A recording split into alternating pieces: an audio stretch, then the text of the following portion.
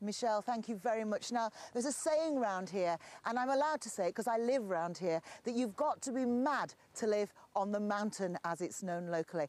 I don't think so. The people here are absolutely tremendous. They ensure one thing, that no one gets stuck. But when I moved here around about 30 years ago, I remember one local farmer saying, "Nay, lass, you need 3 extra overcoats to live up there." And believe me, that's exactly what I've got on tonight. 3 coats, and it's still absolutely bitter. But you know what they say, when the going gets tough, the tough get going. Spencer Stokes has spent the day and the night here on the mountain. Sunrise on what's known locally and appropriately as the mountain. The weather station has recorded yet another snowfall. It's been white here for 2 weeks and 6 days. But the locals are resilient. Just get on with it, you know, you've got to move about, you can't just completely sit at home doing nothing. If you need anything, you have to go out. Shirley's not letting the weather leave her isolated and is relying on the local farm shop to help her through what's becoming a long, cold winter. Trade here has increased, but shoppers only stop when the car park is clear. We cleared it probably 6 times yesterday, if not more, just continually all day, it just never stopped snowing, so... And then, like I said, next morning, first thing, and it starts again. I was born up here, I've lived up here for like 37 years, and as a kid you remember the bad winters, but for the last 20 years or so, I don't remember one this bad. Not for so long.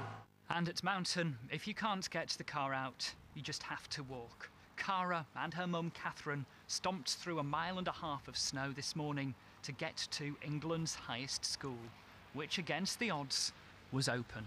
It's winter in Queensbury when it's summer in other parts of Bradford. It's always winter up here. We're one of the highest schools above sea level, and in fact, we were the highest school at some point. Apparently somewhere in Scotland's higher than we are. But we're here.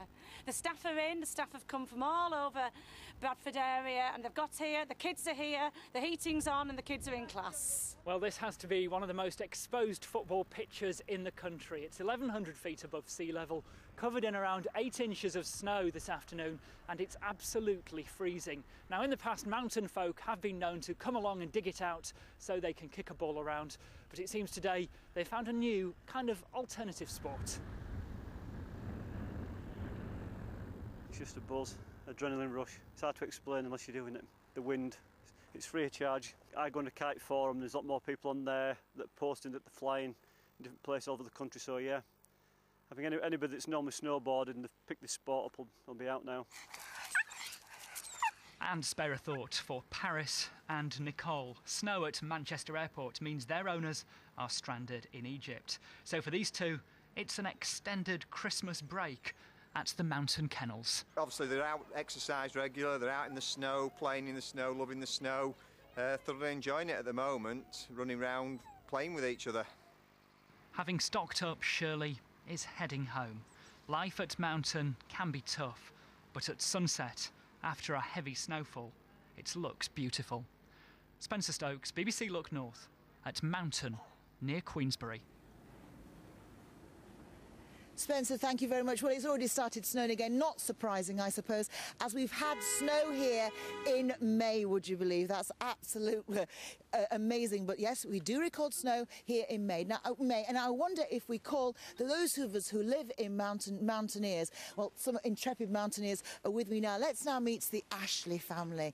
Now, look. The school here, Fox Hill, absolutely brilliant. Yeah. The highest school in England. Absolutely. That's true, didn't it? Yeah, that's true. Did it close? It must have closed today. No. We're well and truly open. Well and truly open. Everybody got here on time. Fantastic effort by the school, the staff, everybody. How did you get here then? We walked. You walked? Yeah, we live about 200 feet below here. We walked up the big hill. Yeah. We're here on time, no problem at all. So you were here before the bell went? Yeah, good. Good pair of boots and a good coat. Well done, you two. What amazed me is the after-school group still continued as well. Yeah, business as usual. Bit of the old spirit. Yeah, so all those 7,000 schools closed in the rest of England. Fox Hill, that's the place to be. Fox Hill, 1,100 feet, here we are. Now, many people might be forgiven for staying in front of a fire. Not this man, another mountaineer. Jimmy, how did you get to work this morning? Walked. Set off at 6:30 this morning. You walked the 3 miles? Certainly do. It was absolutely blowing a blizzard, because it does up here, because the wind moves the snow around. Oh, it certainly does. Tell me what the walk was like. Cold, breezy, blizzardous, hazardous. Had to walk up main roads. Nothing I could do. I tell you what amazed me, you all made it to the pub tonight. No one staying in front of a fire, and here we are, Mark. Oh, I'm so sorry, sweetheart. Come in front, then you can be on the telly. There you are, come on. It's cold, you stay there. Mark, you're the landlord of the Pinebury. You've got a full house. Yes, it takes a lot to keep the local folk away. Yeah, but you have a local hero. Without Barry, your pub couldn't keep going, could it? No, our neighbour at the local farm's been round 2 or 3 times, cleared the car park, but it keeps coming back as quick as he clears it. Actually, I want to say thank you very much to Tony from Halifax Golf Club. I live just over the hill, and he's cleared it and made sure that I can get here, or at least walk here today. So, business as usual. Yes, business as usual. We're open, as we have been throughout the last 3 weeks now, nearly. Have you ever closed? No, never closed for the weather. Nah, you see, as I say, tough stuff. Now, talking of heroes, Tony was mine, Barry was actually Mark's, but we want to know if you have any local heroes, people who've done that extra bit to make sure that people stay safe in the snow. Coming up on your screens now is the number that you can text us, and also you can email us, because we really do want to find people like the good folk of Mountain Hill do anything to keep everyone safe. And can I just mention it, they used to be called the Gas Board, those fantastic gasmen who've been working in Batley and in Dewsbury. As you know, that they've had no heating there because water got into the pipes. That happened just before New Year. Well, today they thought it would take longer. The heating is back on, so they are certainly heroes as well. For the moment, that's it from Mountain. I can hardly say it because my mouth won't work, it's that cold. Harry, you take over, please. I will do, Krista. I don't know how cold it is with you, old girl, but here it's -4 already. And, of course, there are so many icy patches in around Yorkshire at the moment that at some point, let's be honest, you're going to fall, and as we get a bit older, it's going to hurt. Now, here at Barnes... Thank you very much, Paul. I tell you one thing, I can't wait to get back inside, switch on my computer and read your blog. We've finally made it up the mountainside into a rather snowy car park. Just let me say to you, the roads are really, really icy already -7, nearly -8 here. So please do take care if you're travelling. Now, you may wonder why we've actually trekked across the road, rushed here. Let me give you a bit of a clue.